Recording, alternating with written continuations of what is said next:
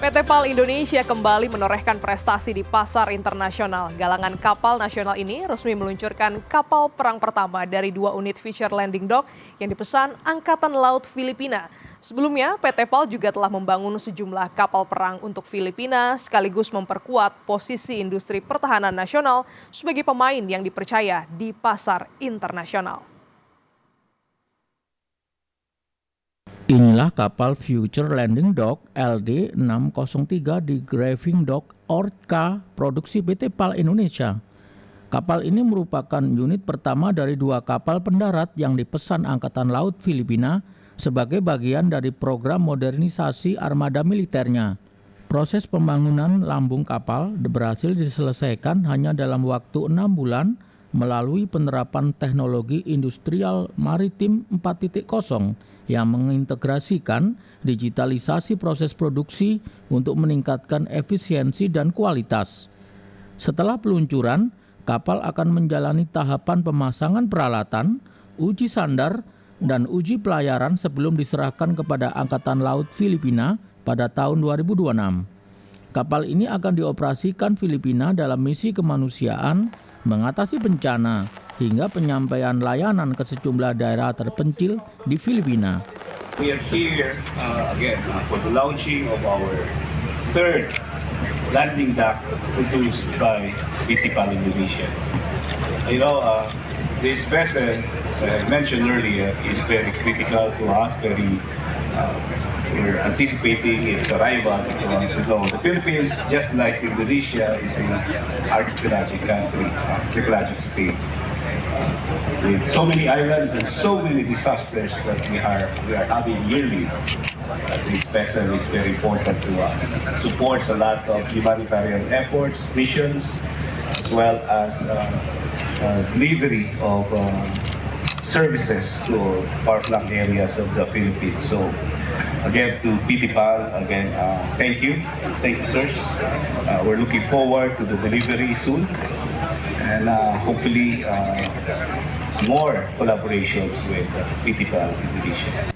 Future Landing Dock merupakan generasi terbaru kapal angkut pendarat yang dirancang untuk mendukung berbagai operasi seperti operasi amfibi, pengangkutan personel dan logistik keamanan maritim, hingga misi kemanusiaan dan penanggulangan bencana. Memahami bahwa Filipina seperti juga Indonesia, negara kepulauan, negara yang banyak mengalami bencana dan sebagainya, maka kapal LD Filipina ini sangat-sangat dibutuhkan secepatnya.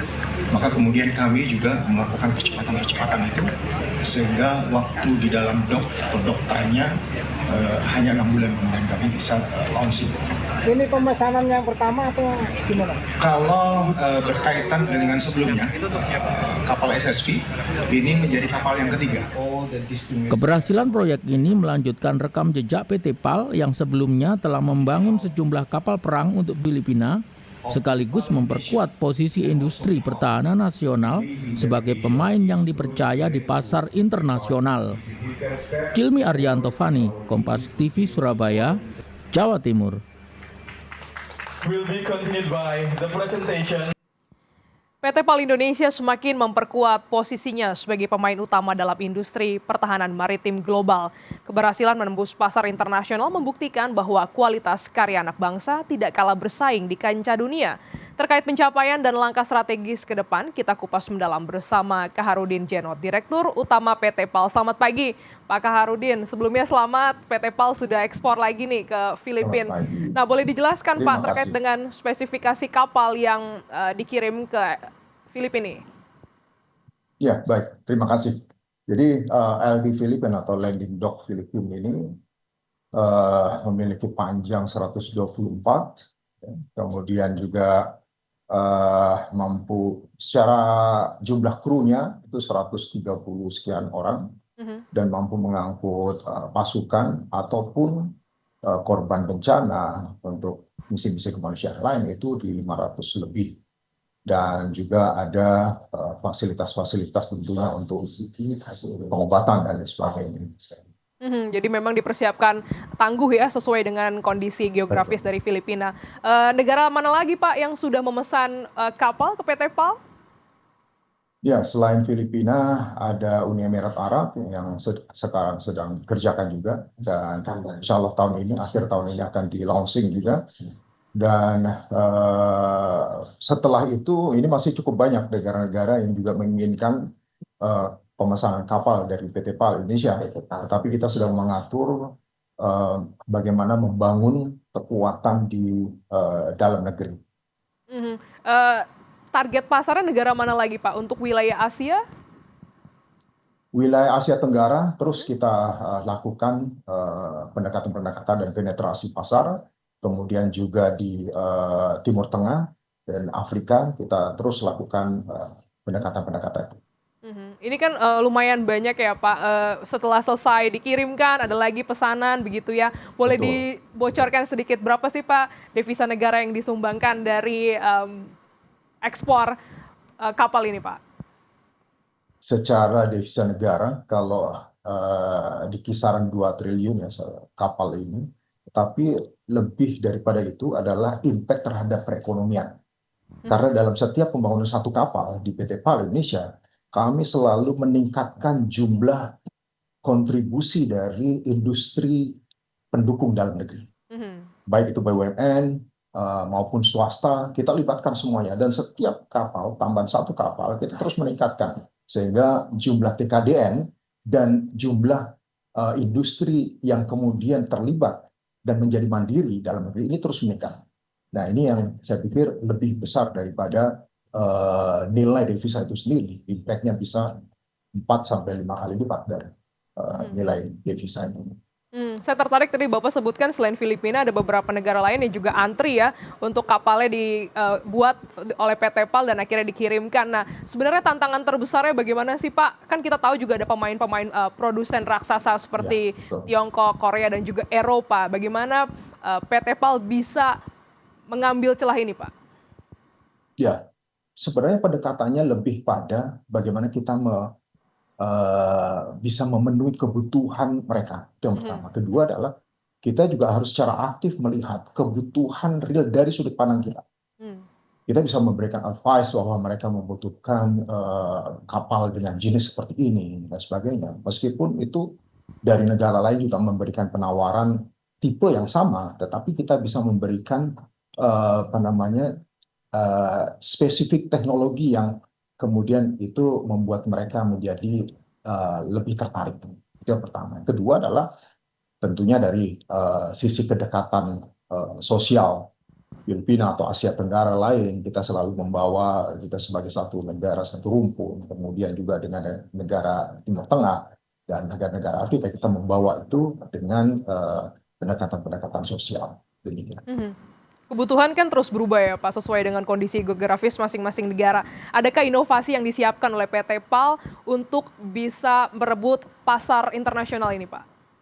Ya, yang pertama adalah kalau sekarang kita boleh dikatakan kita ekspor adalah kapal-kapal perang dengan tipe-tipe yang general. Mhm. Tetapi sambil bersamaan itu kita juga menawarkan untuk kapal-kapal perang dengan teknologi-teknologi khusus. Beberapa kapal-kapal itu sedang kita ini kan, dan juga bukan hanya kapal, tetapi juga sistem persenjataan, ya. Kemudian juga komponen-komponen kapal. Mhm. Hingga sejauh ini Pak, bagaimana dukungan pemerintah dalam hal diplomasi ataupun juga memperkenalkan PT PAL di kawasan? Luar biasa memang karena PT PAL mendapatkan amanah dari pemerintah, terutama dari Presiden Prabowo Subianto dan juga dari Menteri Pertahanan Bapak Sabri Samsudin. Dukungan sangat luar biasa dan memang PT PAL ditugaskan untuk membangun kemandirian industri maritim dalam negeri dengan semua industri pendukungnya, dan kemudian juga ditugaskan untuk bagaimana sesegera mungkin bisa memunculkan national champion atau bahkan global champion dari industri maritim dari Indonesia. Kedekatan ya Pak, tentunya ini juga diharapkan bisa terus terjalin bisnis antar negara dan juga perusahaan. Boleh diceritakan sedikit Pak, ini kan Filipina tadi udah berulang kali ya, kurang lebih beberapa kali request atau memesan kapal di PT PAL. Ya. Bisa dijelaskan lagi sedikit ceritanya sampai akhirnya tahun ini bisa ekspor lagi untuk Filipina? Ya, pertama adalah dalam 5 tahun terakhir PT PAL memang sedang melakukan transformasi di semua lini, baik itu di lini produksi, SDM, supply chain, keuangan dan sebagainya, teknologi juga. Mhm. Proses-proses ini yang kita ingin memberikan sesuatu yang lebih kepada sekarang Filipina dan sebagainya. Dengan kemarin ketika launching saya sampaikan bahwa proses pembangunan erection atau pembangunan kapal ini di dalam dock, dry dock atau driving dock ini 6 bulan. Ini sesuatu yang bagi PT PAL sendiri satu prestasi yang sangat bagus, dan ini menunjukkan bagaimana PT PAL bisa berkomitmen untuk memberikan bukan hanya saja di kualitas, tetapi sekaligus juga di kecepatan waktu. Mhm. Saya percaya bahwa kapal yang akhirnya dibentuk itu kan juga didukung oleh sumber daya manusia yang andal ya Pak. Bagaimana Bapak mempersiapkan SDM dari PT PAL untuk bisa terus berinovasi dan juga mengembangkan PT PAL ini? Ya, tentunya untuk mengembangkan SDM untuk bisa mencapai pada kemampuan teknologi yang tinggi dan kemampuan manufacturing teknologi yang tinggi, yang pertama adalah diberikan challenging, dan ini alhamdulillah baik itu pemesanan dari dalam negeri sendiri maupun luar negeri, dengan banyaknya pemesanan ini sudah akan memberikan challenging mereka untuk terus meningkatkan kemampuan mereka. Itu yang pertama. Kemudian kedua adalah kita bekerja sama dengan lembaga-lembaga penelitian atau universitas, ITS, Unhas, dan sebagainya, kemudian juga dengan IKI, dan juga kita memiliki SMK yang memang khusus untuk memasok dan meng-create SDM-SDM maritim.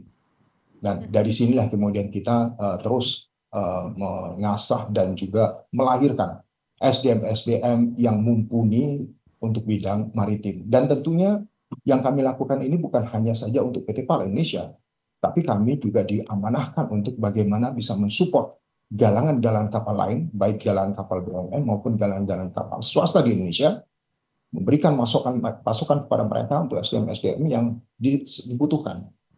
Nah, ini menjadi salah satu tugas kami. Jadi memang semuanya dimulai dari dalam negeri, SDM-nya dipersiapkan, dimaksimalkan, dan terus berkembang melalui inovasi sesuai dengan kebutuhan para customer langganan dari PT PAL. Terima kasih Ya, Direktur betul. Utama PT PAL, Bapak Sama-sama. Kaharudin Jeno telah bergabung di Jurnal Nusantara. Sehat selalu Bapak. Terima kasih.